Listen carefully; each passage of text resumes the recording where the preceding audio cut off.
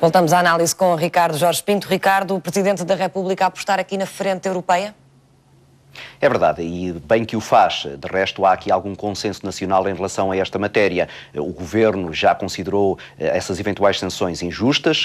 À direita, Pedro Passos Coelho e Maria Luísa Albuquerque também já fizeram essa referência, até porque, de alguma maneira, essa penalização cairia na apreciação feita à execução governativa de 2015, quando Pedro Passos Coelho era Primeiro-Ministro, e Marcelo Rebelo de Sousa também já invocou esse mesmo argumento. Muito sinceramente, enquanto analista, eu ficaria muito surpreendido se em julho existisse alguma sanção por parte de Bruxelas, por duas razões. Em primeiro lugar, porque essas sanções são muito raras ou quase inexistentes.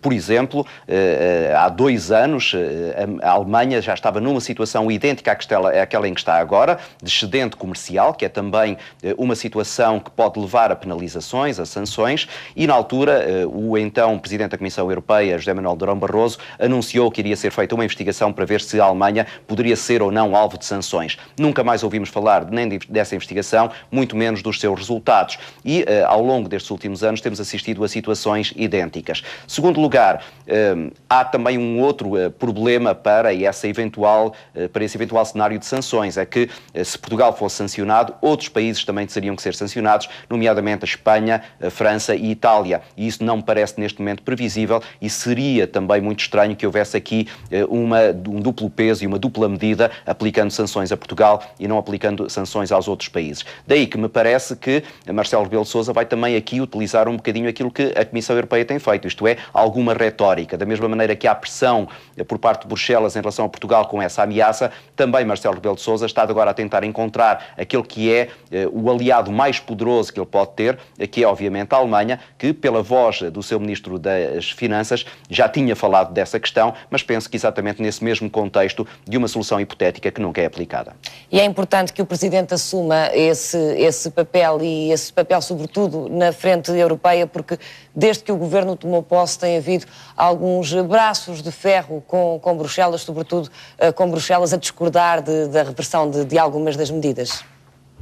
É verdade, e o papel do Presidente da República é particularmente importante, até porque há um outro aspecto aqui a ter em conta. A manchete do Expresso ontem fazia referência a isso. Marcelo Rebelo de Sousa, aos poucos, tem-se distanciado um bocadinho daquilo que é a apreciação que António Costa faz sobre os números da economia. E o Presidente da República já deixou a entender que está, de alguma maneira, preocupado com aquilo que podem ser os resultados de algumas variáveis que o Primeiro-Ministro não controla e que podem danificar os planos do Ministro das Finanças, Mário Centeno. Ora, ao mesmo tempo que faz isso, não pode desguarnecer o Governo numa das variáveis mais importantes, que é exatamente o comportamento da Comissão Europeia relativamente a essa evolução da economia. E, portanto, ele tem aqui um palco privilegiado, não apenas para fazer essa diplomacia que um Presidente da República deve sempre fazer, mas também para mostrar ao Primeiro-Ministro que aquelas críticas que ele está a fazer ao comportamento da economia nada têm a ver com aquilo que é a solidariedade institucional que um Presidente da República tem que ter, particularmente quando está fora de fronteiras. Marcelo Rebelo de Sousa, que vai levar também a banca a este encontro com a chanceler alemã.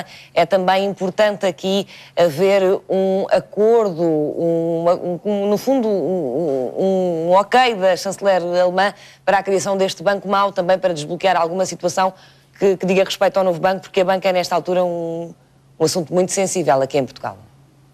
Esse é verdadeiramente o aspecto a ser negociado. Eu diria até que dificilmente Marcelo Rebelo de Sousa e Angela Merkel perderão muitos minutos a falar sobre a questão das sanções da Comissão Europeia. Ambos sabem, e não sequer precisam de o dizer, mesmo que à porta fechada, que essas ameaças são mais retórica do que reais e, portanto, seria até absurdo que eles perdessem tempo a discutir isso. O que eles vão ter que discutir, e isso sim é importante para ambos os lados, é a questão da estabilidade financeira. E aí a Alemanha tem uma particular preocupação com aquilo que pode acontecer em Portugal e aí, naturalmente, Marcelo Rebelo de Sousa sabe que o apoio alemão àquilo que é a posição da Comissão Europeia relativamente à possibilidade de ajudar os bancos e, em particular, a Caixa Geral de Depósitos, que vai precisar agora de mais 4 mil milhões de euros e não se sabe exatamente, ao abrigo daquilo que são as leis europeias, se isso pode ter o aval de Bruxelas. Essa sim é uma questão em que Marcelo Rebelo de Sousa terá que dar muitas explicações a Angela Merkel e provavelmente ouvir dela também alguns conselhos, tendo em conta que a Alemanha também já teve no passado situações idênticas a essas e, mais do que isso,